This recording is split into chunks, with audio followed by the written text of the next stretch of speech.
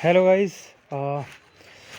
आपका फिर से स्वागत है मेरे इस यूट्यूब चैनल पे। और आज का टॉपिक होगा BIOS transformation.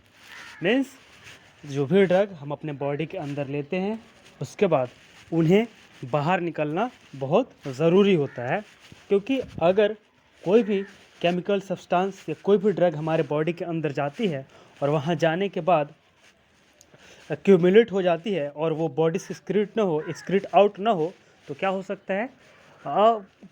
Toxic effect, drug का टॉक्सिक इफेक्ट हो सकता है, बिकॉज वो केमिकल है और ब्लड में हमेशा वो होना ही नहीं चाहिए।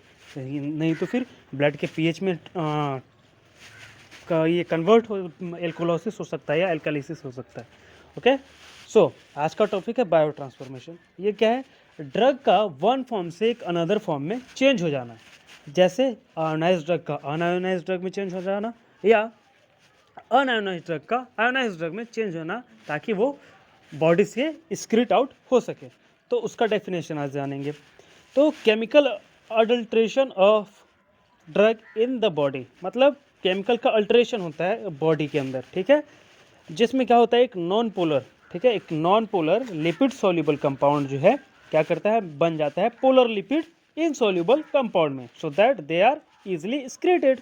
और जिसके वजह से क्या होता है, बॉडी से ड्रग क्या होता है, एक्सक्रीट आउट हो जाता है। क्यों? क्योंकि वो जो non polar lipid soluble drug था वो पोलर लिपिड इनसोल्यूबल ड्रग में कन्वर्ट हो गया, ठीक है। जैसे कई सारे ऐसे ड्रग होते हैं जो बॉडी के अंदर जाने के बाद एक्टिव फॉर्म में आते हैं और बाहर वो क्या होते हैं, इनएक्टिव फॉर्म में, जिन्हें प्रो ड्रग कहते हैं। जैसे लीवोडोपा, पेंटोप्राजोल, ये सब क्या है, जो बॉडी के अंदर जाने के बाद एक्टिव होती हैं और वो एक्सटेंट रिलीज ये करती हैं। So drug which do not undergoes biotransformations, streptomycin and neostigmine, highly polar drug. कुछ ऐसे ड्रग भी होते हैं जो बायोट्रांसफॉर्मेशन नहीं करते, जैसे न्यूस्टिग्मिन और स्ट्रेप्टोमाइसिन, बिकॉज ये क्या होते हैं, हाईली पोलर ड्रग होते हैं। अब बात आती है कि बायोट्रांसफॉर्मेशन किस किस साइड से होती है। तो प्राइमरी साइड लीवर होता है, और अदर साइड जिससे कुछ अलग अदर साइड्स भी हैं जिससे बायोट्रांसफॉर्मेशन होती है, जैसे kidney, intestine, lungs and plasma. Okay, so next, phase कितने होते हैं? तो टोटल 2 फेज़ होती हैं। टोटल कितनी फेज़ होती हैं बायोट्रांसफॉर्मेशन की? 2। पहला होता है फेज़ 1, दूसरा होता है फेज़ 2। तो फेज़ 1 में क्या क्या होता है? ऑक्सीडेशन, रिडक्शन, जिसको जैसे क्लोरमफेनिकोल का रिडक्शन होता है, जैसे हाइड्रोलिसिस भी फेज़ 1 का ही एक रिएक्शन है जिसमें प्रोकियन आते हैं, ठीक है।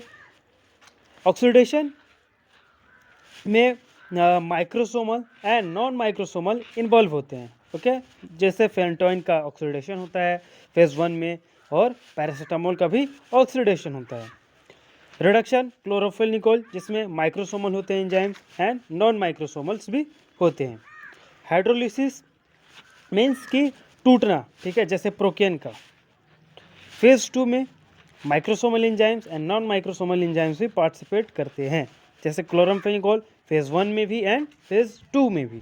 और फेज़ 2 में नॉन माइक्रोसोमल, जैसे कि पैरासीटामोल। इसमें क्या क्या होते हैं? ऑक्सीडेशन में ऑक्सीडेशंस, अल्फा ऑक्सीडेशंस, हाइड्रोक्सिलेशंस, डीएल्काइलेशंस एंड डाइमिनेशंस होते हैं, ठीक है। जैसे नॉन माइक्रोसोमल जो पैरासीटामोल में होता है, उस बायोट्रांसफॉर्मेशन में एंजाइम पार्टिसिपेट करते हैं, जैसे monoamino oxidase, xanthine oxidase, alcohol dehydrogenase, aldehyde dehydrogenase इत्यादि, इटिशी। सो रिडक्शन क्लोरमफेनिकोल में होता है, जो जैसे microsomal nitro reduction, keto reduction, and non microsomal में nitrides, disulfirams. Okay, so I hope कि आपने शॉर्ट में सिर्फ 5 मिनट में ही कुछ टॉपिक कवर की होंगी बायो ट्रांसफॉर्मेशन की, और यूज़फुल भी रहा होगा। और मैं ये नहीं कहता कि आप सब्सक्राइब करो, पर आप शेयर करो, ताकि जो भी अगर शॉर्ट में विदिन अ 5 मिनट इन्फॉर्मेशन लेना चाहते हैं वो बायो ट्रांसफॉर्मेशन का, वो ले सकें।